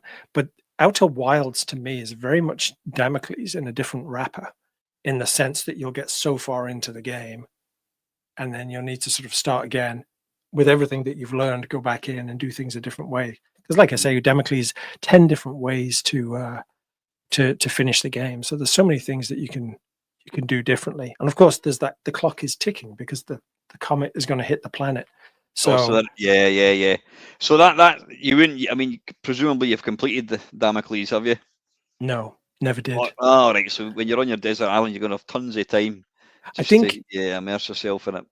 I maybe, you know what? I may have done it on the easiest, the quickest, simplest solution. I may have done. I can't quite remember, but there's some quite elaborate solutions. Like I wouldn't advise reading up about them, but I did read about all the different solutions at one point, and I thought, oh, I would never have thought about that because there's teleporters in Yeah, the game, and I didn't realize you could pick the teleporters up and move them, and it's like, so now I could just instantly travel between those two planets instead of flying and stuff like that. So yeah, incredible. incredible. Yeah, as you say, the in depth, sort of the amount of like detail and just how rich it is in gameplay, and and less memory than it's like the Twitter logo, whatever. Insane. Exactly.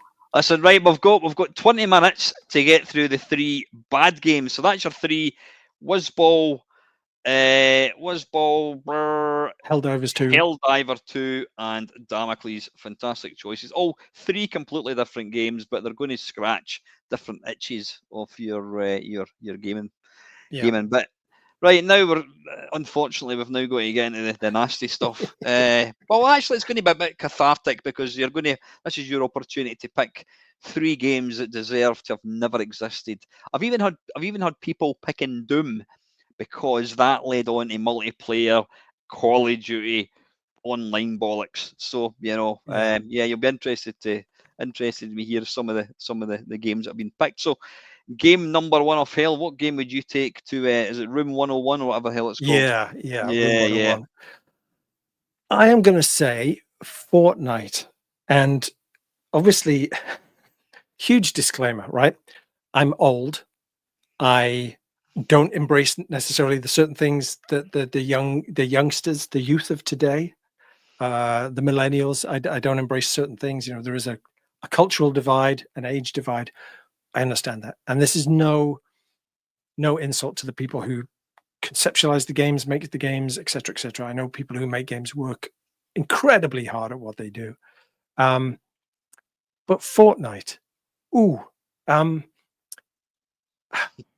I don't know where to start. I did. There was a point where it's like, come on, dive in. What's all the fuss about? Figure it out. And I remember being dropped into this sort of the concept of the game at that time was quite interesting. There's Minecraft elements where you can build shelters and things, but the it's like a battle royale, and the area that you can explore rapidly shrinks over time. It's like, oh, this is interesting. Yeah. And I remember I played a game. I wasn't sure what I was doing, still trying to figure everything out under pressure, no one to guide me. And I think I got sniped from about a mile away through the head by some young person. And I just thought, I never went back to it. I just thought, this is not for me. It seems a bit bonkers. It seems like, I don't know, just a really odd mishmash of memes and strange references and pop culture and stuff like that. And I noticed now they have a lot of licensed characters show up. So like the cast of Family Guy are in the game, or you can unlock a skin. And it's sort of like when I worked in games, on those types of games, it was sort of like you don't bring in a licensed character unless it really fits the game. And it seems like there's a lot of content in there which doesn't really make sense. But someone might say, well, the point of it isn't to make sense. But it just seems so bizarre and impenetrable to someone like myself. And like I said, I don't know if that's an age thing or a culture thing, but I've tried to understand it. But it just seems so. And I've watched streamers that I know that I'm friends with. I've watched them play it.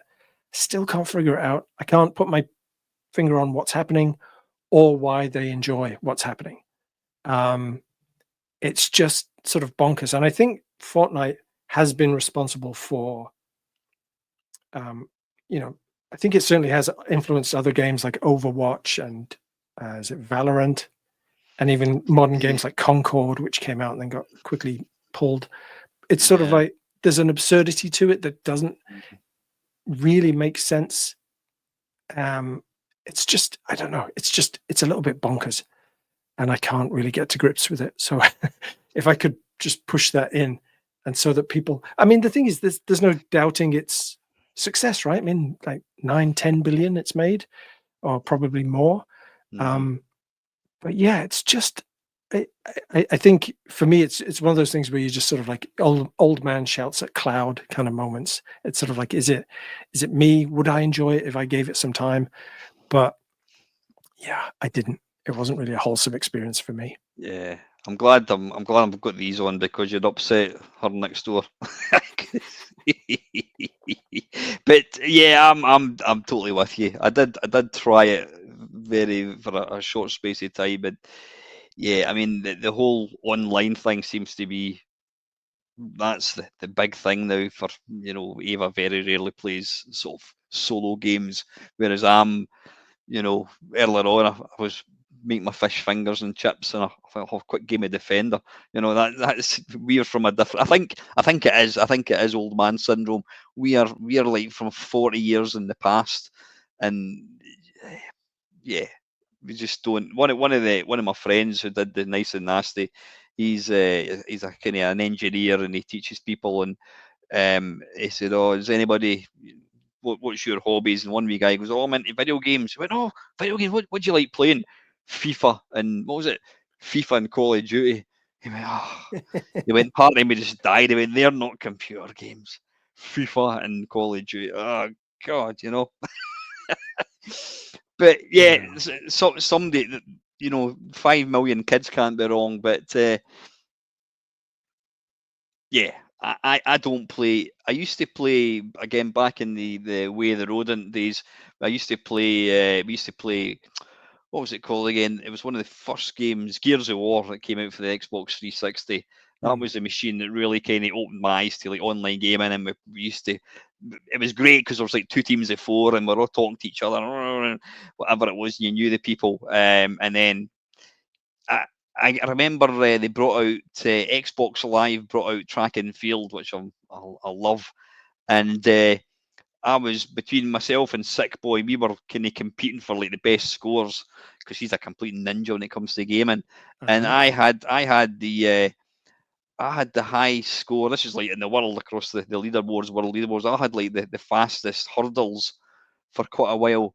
I can't remember what it was. It was insane because you could use the little analog stick and go brrr, so you could get stupid speed, which you couldn't do in an arcade cabinet. So I had Yeah. this ridiculous time. And then I went on it one day and it was like the first place was zero. Like, what? What? And it was like people were able to like manipulate it so that I don't know whether you left it on for 10 minutes, it would go to zero and it would register the high score. And I thought, and I ended up falling to like 10,000. And I think, that's a lot of bollocks. I'm finished with online stuff. But just like what you said, I mean, Ava and myself, we used to play quite a bit of Left 4 Dead, which is a Mm. fantastic game. The Left 4 Dead 1 and 2. And we've played it. We played it about a year ago. There was Ava, myself, and two randoms.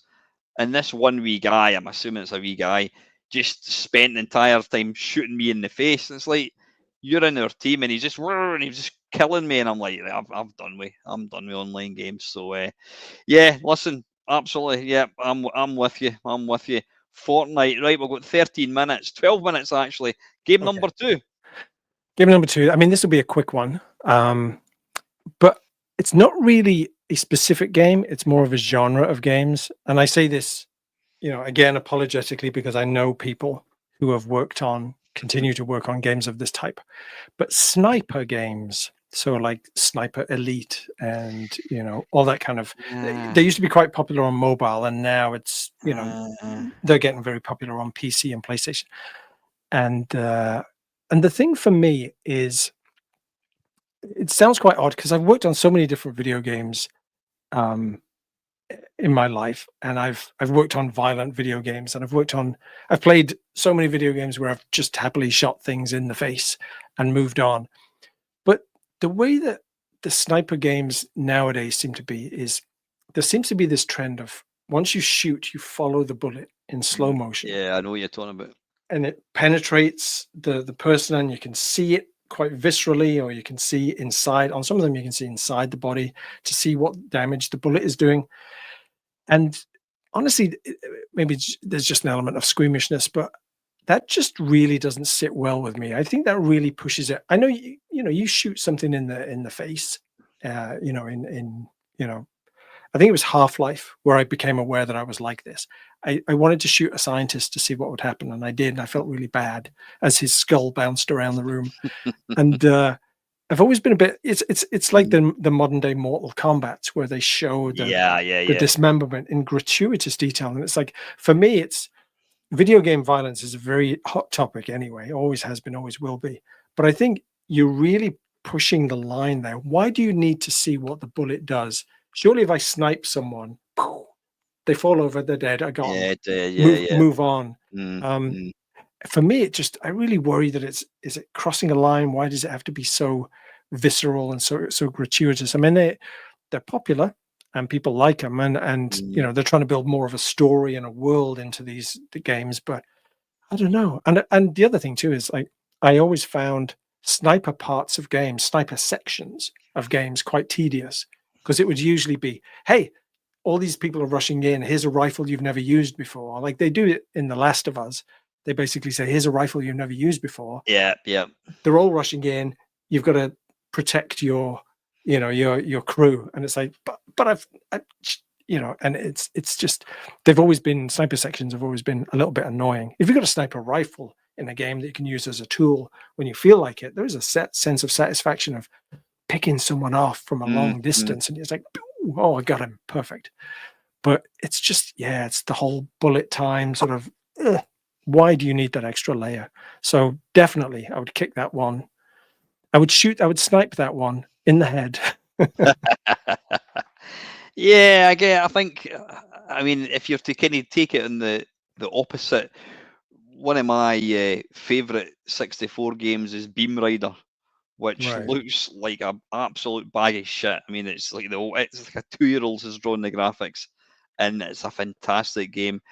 But now we live in this world and society where people want it to look incredible, and yeah, they've just instead of you say bang shoot somebody they fall over, you've now got to see, and it's glory, all the blood and brain matter and what have you. It's just, and when you strip it back, it's actually a very, very dull game. You're moving Yeah. across here, boom, and then you're just sitting watching. I mean, Stuart Campbell, you're probably familiar with Stuart Campbell, probably one of the best the best journalist, in my opinion, for video games. Anything that he liked, I invariably liked.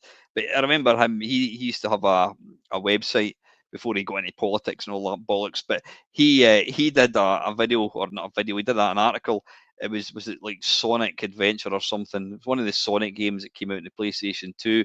And he said what he did was he sellotaped the joypad in the up position, and he blue tacked the jump button, and he just left it. And he says he ended up getting to like level 6. Just there was no effort involved at all.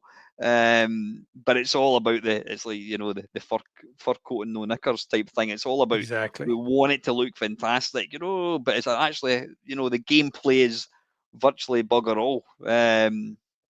You take something like Whizball, when you think of the different elements of gameplay that's got, and then you compare something like Sniper. I mean, it's interesting. I always think to myself, people talk about, oh, have games evolved? No, every game is still up, down, left, and right. Yeah. Whether it was Berserk and moving the wee man up, down, left, and right, fire button to fire, whether you're playing the latest Call of Duty, up, down, left, and right. Yeah, it's moving in a sort of 3D environment, but it's still up, down, left, and right. And then you get something like these sniper games. I'm totally with you. I've seen one of my mates had got a new graphics card years ago, and he showed me this game, and I'm sitting watching him playing. I'm like, it's boring. Oh Yeah. yeah. Oh, wait till you see this. His brain explodes. After 3 or 4, he's like watching that. Is that it? Is that really the game? You Yeah. strip all that back, and it's actually a shit game. Where's the So skill? I mean, it's yeah, you're getting a payoff, but no real skill investment, yeah, really. fantastic, excellent. We've got 5 minutes and 50 seconds for the very, very last one. I'll try and be quick with this one. It is a biggie. It is a big franchise, but I'm going to throw Halo in there. And I wasn't going to, but I am going to, because Halo for me is, I don't like the way the first Halo game was idolized, like it was just some epoch-making sort of iconic pivotal moment in games. It was a big franchise and it did incredibly well for the Xbox, but we'd all played first-person shooters before, and I think anyone with any taste in first-person shooters knew about Halo's shortcomings, and it had a ton of shortcomings. So it was, technically good for the Xbox, and it was a launch title, and there was all that kind of pressure. But and I've since gone back and I played through all the Halo games again 2-3 years ago, like the remastered ones as well. I mean, Halo 1 has some disastrously bad level design. There's a library section where they repeat the same geometry like 11 different times, and it's just the way that the plot is thrown at you and you're not fully aware of what's going on. Halo 2 was had a bit more bite to it, was quite interesting. Halo 3 had some interesting moments, but Halo 4 and 5, in my head, they just merged together. They could be the same game. I couldn't really tell you what was the standout moment from Mm-hmm. either of those, which is odd because there's a game called Halo ODST, which was like a spin-off of Halo, which didn't get, people, you either like it or you hate it. But I thought it was just an incredible experience. Like if you're going to play any Halo game, play Halo ODST. Make sure you play it, because it is literally what the Helldivers are, which is basically the dropped out of a spaceship onto the Mm-hmm. Mm-hmm. ground. So Helldivers has done incredibly well, and Helldivers has done what Halo should have done instead of what they did do, which is basically just throw people into this. I know Halo multiplayer is interesting, but it's there hasn't been a decent Halo game for years. Halo Infinite was a bit too open world and a bit too sort of sandboxy. And for me, that's why I think one of the reasons I really like Helldivers 2 is because it's like, this is what Halo should have done. like you had all the ingredients. You could have done something like this. So yeah, I think I think there, people have worked hard on those games, and it has some interesting moments and some really good moments and some really poignant moments. But a lot of it is just, it's a big old mess, and I can't pull the games apart in my head as much as I would like to. Yeah, so I would kick Halo in there because I Yeah, do you think think they could just kind of overmilk the franchise? You think they're just punting out? they undoubtedly had a lot of pressure to release a new Halo every so often and make it work. But I also think there's a lot of lazy design in there. There's a lot of very confusing plot points. I find myself in Halo. I'll watch a cutscene, then I'll go back online and Google that cutscene, like what happened here? Because I can't. You're not making it obvious what's happened in the story, and a lot of it is very just you arrive here and oh now this has happened. You need to go over there. Oh now you need to go over there. So you can't really piece things together in your own head. It's just a series of reveals and exposition. I just think it's a little bit overrated, I really. was exactly the same. Everybody, my mates, raved about it, and I played it. And these irritating little, stupid little aliens that you've got to kill, like, I'm like, that's just like childish, and it just annoyed the hell out of me. And people went, "Oh, you need to experience the flood. Oh, it's incredible." And I remember going back a couple of years to play it, and I got within a half an hour. I thought, I'm not playing that. It's just shit. Yeah. So yeah, I think it's. Yeah, it certainly wasn't one of it's not a game that I've got any interest in playing. Now, Um, the flood was great. It was a great moment of the game, uh, but what you had to wade through to get to that, and then the overuse of the flood at the end, it was sort of you could tell they were under the gun. They were under pressure for sure. But yeah, Chalk that in. Anyway, listen, fantastic. Sorry for rushing you at the very no, end, no, Andy. no, I If I understand. hadn't talked so much bollocks for the first half an hour, would have been able to.